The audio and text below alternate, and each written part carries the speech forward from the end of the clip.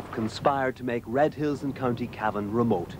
It looks frozen in time, a particular time, the 50s, as if the clock stopped then and couldn't start again. But look closer and you see a 50s facade has been carefully pulled over Redhills.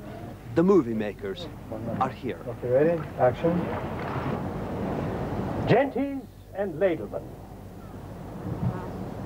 if we do not pack the place out tonight and every night, we are sunk. Banjacks. The story revolves around a group of travelling actors who've come to perform in Redhills. It comes from the pen of a Redhills man, Shane Connaughton, whose own childhood was enlivened by the tents and performances of such travelling players. The acted plays in the evening for us. When the work was done in the fields or whatever, we came to see the plays, children and grown-ups alike, and, you know, I've never forgotten it. And nobody in Redhills is likely to forget the players' return. Nobody's taking holidays this year. There's too much going on at home.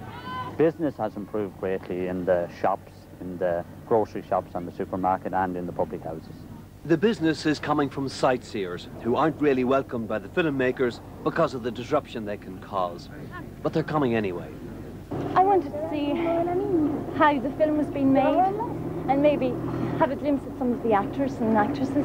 We stopped in a little pub for a pint, and a lovely man said, "Come up here, there's a film going on," and we had to come.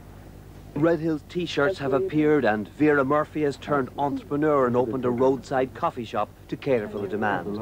She's getting accustomed. Oh, a lot of people every day from different places, Americans, French people, and of course all the locals as well come and say hello. John James North is Redhills' blacksmith, and he's the blacksmith in the movie as well. One of a number of extras recruited locally. His walk-on parts have turned him off acting. It's a terrible job, I think. But I wouldn't mind doing parts, you know. But a film star doing full-time is an awful job, I think. Fact and fantasy continue to mix here. In real life, Jerry McMahon runs a combined grocery, pub and undertaking business.